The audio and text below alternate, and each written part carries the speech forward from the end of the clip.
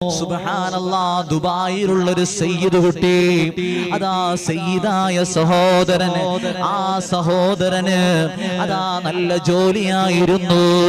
പെട്ടെന്നാണ് കൊറോണ വന്ന് ജോലിയൊക്കെ നഷ്ടപ്പെട്ടു പോയത്. അഹ്ലുസുന്നത്തി വൽ ജമാഅത്തിൽ ഒരു വിശ്വാസം ഉണ്ടെങ്കിലും പൂർണ്ണമായ ഒരു വിശ്വാസമില്ലാത്ത ആളാണ്.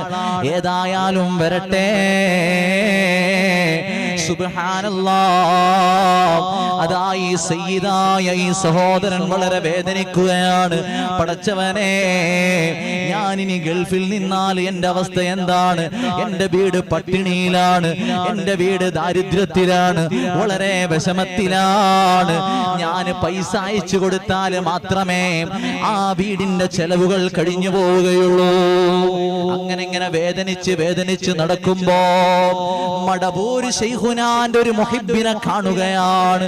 ലോകത്ത് എവിടെ ചെന്നാലും സി.എം. വലിയുള്ളാനെ സ്നേഹിക്കാത്ത ഒരു മനുഷ്യനുമില്ല. ലോകത്തിന്റെ ഏതെങ്കിലും മുക്കിലും മൂലയിൽ പോയി ഉറക്ക വിളിച്ച് ചോദിച്ചോ, മടവൂർ ശൈഖുനാന്റെ മുഹിബ്ബീങ്ങള് ആരെങ്കിലും ഉണ്ടോ? 10,000-ൽ ഒരാളെങ്കിലോ 1000-ൽ ഒരാളെങ്കിലോ കൈവെക്കാതിരിക്കുകയില്ല. അവിടുന്ന് പ്രവചിച്ചതാണ്, ലോകം മുഴുവനോ എന്റെ മുഹിബ്ബീങ്ങൾ ഉണ്ടാകുമെന്ന്. വരട്ടെ കുടുംബങ്ങളെ, ശൈഖുനാന്റെ മുരീദായ ഒരു സഹോദരൻ ഈ സയ്യിദ് അവറുകളെ കാണുകയാണ്. ഈ സയ്യിദിന് വലിയ വിശ്വാസമൊന്നും ഇല്ലെങ്കിലോ അതാ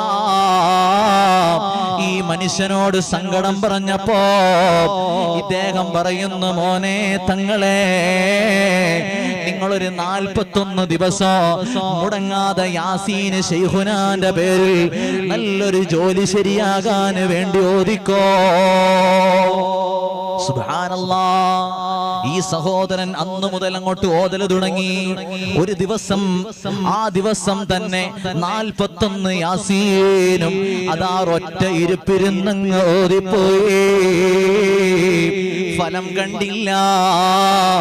വീണ്ടും ഈ സഹോദരനെ കണ്ടിട്ട് പറഞ്ഞു, ഞാൻ ഒരു ദിവസം കൊണ്ട് 41 യാസീൻ ഓതി.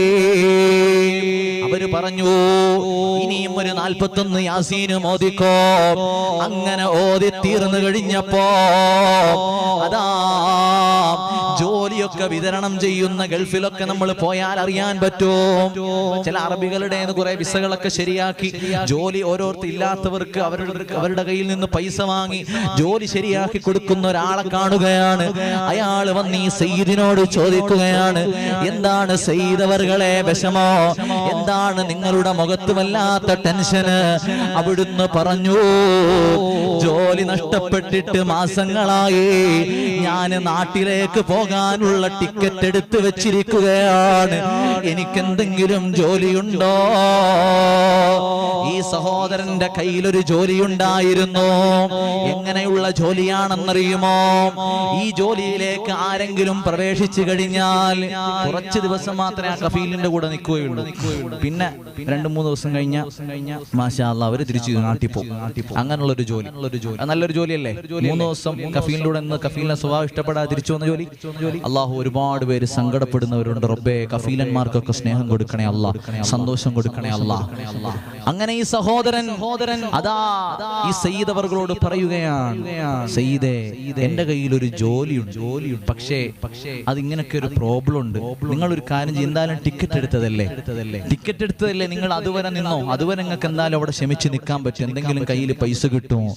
ഏതായാലും ഈ സഹോദരൻ അതാ ആ ജോലിയിലേക്ക് പ്രവേശിക്കുന്നു. ജോലിയിൽ ചെന്നപ്പോ എഡ്യൂക്കേഷൻ പരമായ ഒരു ക്വാളിഫിക്കേഷനും ഇല്ലാത്ത ഈ സഹോദരന് അവിടെ പർച്ചേസിംഗ് മാനേജറായിട്ട് അതാ ജോലി കൊടുക്കുന്നു.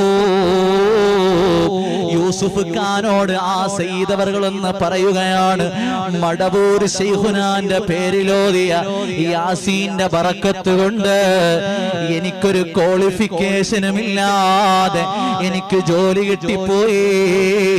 5000 ദിർഹമാണ് സ്റ്റാർട്ടിങ് ശമ്പളം എനിക്ക് നൽകുന്നത്. 5000 ദിർഹം എന്ന് പറഞ്ഞാൽ പടച്ചവനെ എത്ര രൂപയാണ്? 1 ലക്ഷത്തിലേറെ, നാട്ടിലെ 1 ലക്ഷത്തിലേറെ പൈസ വരുന്നു. ഇതാണ് മടവൂര് ശൈഖുന. എന്ത് വിഷമം വരുമ്പോഴും, എന്ത് പ്രയാസം വരുമ്പോഴും, എന്ത് ദുഃഖം വരുമ്പോഴും അവിടുത്തെയുടെ പേരിൽ ഒരു യാസീൻ ഓതിയാൽ, അവിടുത്തെയുടെ പേരിൽ ഒരു ഫാത്തിഹ ഓതിയാൽ അത് ആത്മാർത്ഥമായാണോ ഓതുന്നത്? ഉമ്മമാരെ, ഉടനെ തന്നെ പരിഹാരം അവിടുന്ന് നൽകുന്നു. അല്ലാഹു ആ ശൈഖുനാന്റെ മദദുള്ള മജ്ലിസായി നമ്മളെ കബൂലാക്കട്ടെ, നമ്മളെ സ്വീകരിക്കുമാറാകട്ടെ.